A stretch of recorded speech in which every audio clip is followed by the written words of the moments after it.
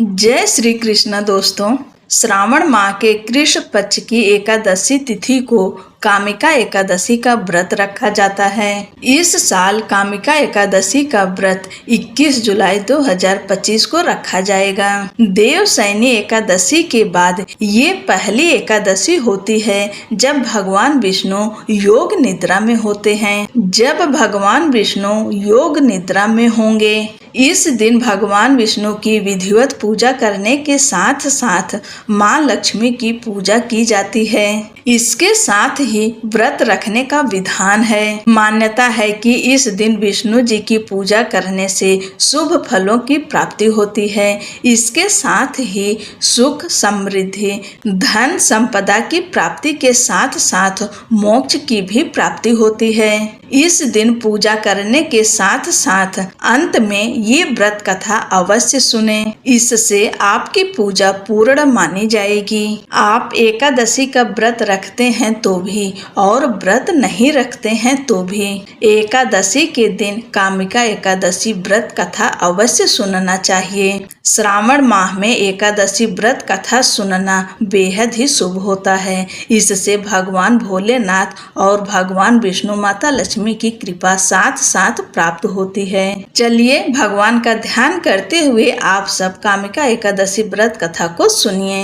अर्जुन ने कहा, हे प्रभु, मैंने आषाढ़ माह के शुक्ल पक्ष की देवशयनी एकादशी का सब विस्तार वर्णन सुना। अब आप मुझे श्रावण माह के कृष्ण पक्ष की एकादशी की कथा सुनाने की कृपा करें। इस एकादशी का नाम क्या है, इसकी विधि क्या है, इसमें किस देवता का पूजन होता है, इसका उपवास करने से मनुष्य को किस फल की प्राप्ति होती है। भगवान श्री कृष्ण ने कहा, हे श्रेष्ठ धनुर्धर, मैं श्रावण माह की पवित्र एकादशी की कथा सुनाता हूँ, ध्यान पूर्वक श्रवण करो। एक बार इस एकादशी की पावन कथा को भीष्म पितामह ने लोक हित के लिए नारद जी से कहा था। एक समय नारद जी ने कहा, हे पितामह, आज मेरी श्रावण के कृष्ण पक्ष की एकादशी की कथा सुनने की इच्छा है, अतः आप इस एकादशी की व्रत कथा विधान सहित सुनाइए।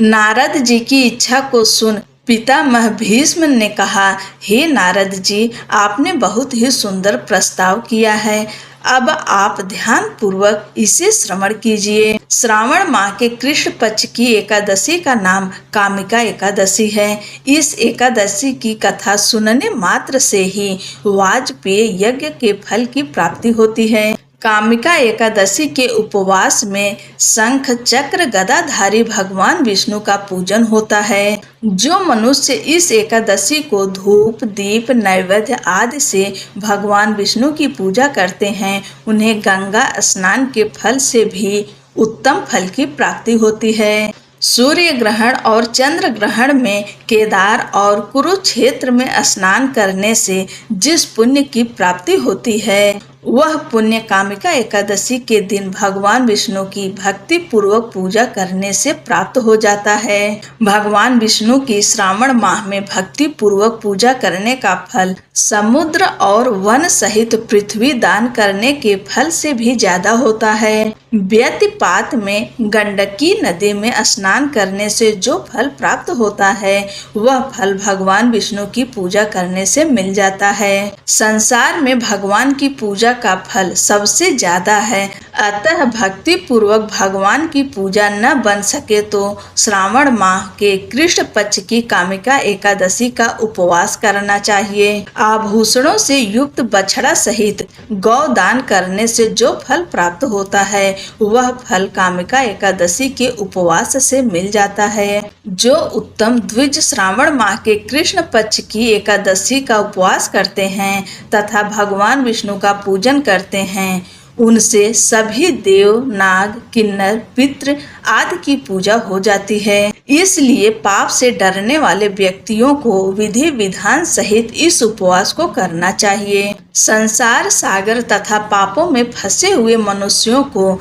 इनसे मुक्ति के लिए कामिका एकादशी का व्रत करना चाहिए। कामिका एकादशी के उपवास से भी पाप नष्ट हो जाते हैं। संसार में इससे अधिक पापों को नष्ट करने वाला कोई और उपाय नहीं है। हे नारद जी, स्वयं भगवान ने अपने मुख से कहा है कि मनुष्यों को अध्यात्म विद्या से जो फल प्राप्त होता है उससे अधिक फल कामिका एकादशी का व्रत करने से मिल जाता है। इस उपवास के करने से मनुष्य को न यमराज के दर्शन होते हैं और न ही नरक के कष्ट भोगने पड़ते हैं। वह स्वर्ग का अधिकारी बन जाता है। जो मनुष्य इस दिन तुलसी दल से भक्ति पूर्वक भगवान विष्णु का पूजन करते हैं वे इस संसार सागर में रहते हुए भी इस प्रकार अलग रहते हैं जिस प्रकार कमल पुष्प जल में रहता हुआ भी जल से अलग रहता है। तुलसी दल से भगवान श्री हरि का पूजन करने का फल एक बार स्वर्ण और 4 बार चांदी के दान के फल के बराबर है। भगवान विष्णु रत्न, मोती, मणि आदि आभूषणों की अपेक्षा तुलसी दल से अधिक प्रसन्न होते हैं। जो मनुष्य प्रभु का तुलसी दल से पूजन करते हैं उनके सभी पाप नष्ट हो जाते हैं। हे नारद जी, मैं भगवान की अति प्रिय श्री तुलसी जी को प्रणाम करता हूँ। तुलसी जी के दर्शन मात्र से मनुष्य के सभी पाप नष्ट हो जाते हैं और शरीर के स्पर्श मात्र से मनुष्य पवित्र हो जाता है।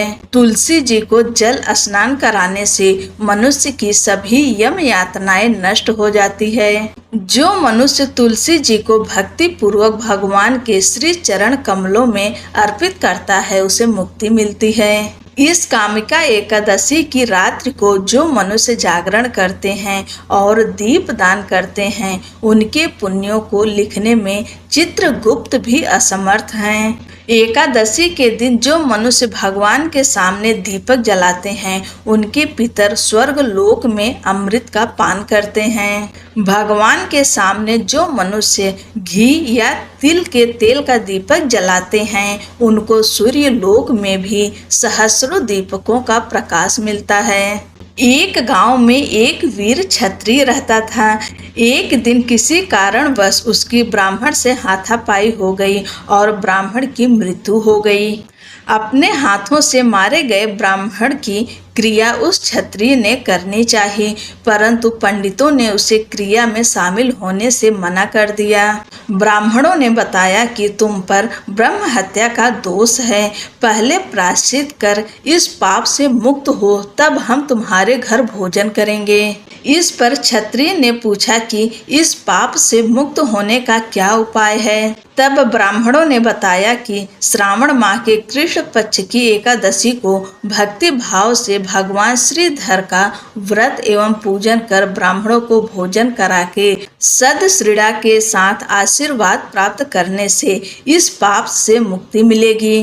पंडितों के बताए हुए तरीके पर व्रत कराने वाली रात में भगवान श्रीधर ने क्षत्रिय को दर्शन देकर कहा कि तुम्हें ब्रह्म हत्या के पाप से मुक्ति मिल गई। इस व्रत के करने से ब्रह्म हत्या आदि के सभी पाप नष्ट हो जाते हैं और इह लोक में सुख भोग कर प्राणी अंत में विष्णु लोक को जाते हैं। इस कामिका एकादशी के महात्म के श्रवण व पठन से मनुष्य स्वर्ग लोक को प्राप्त करते हैं। बोलो विष्णु भगवान की जय, भगवान शंकर की जय। जय श्री कृष्णा। राधे राधे।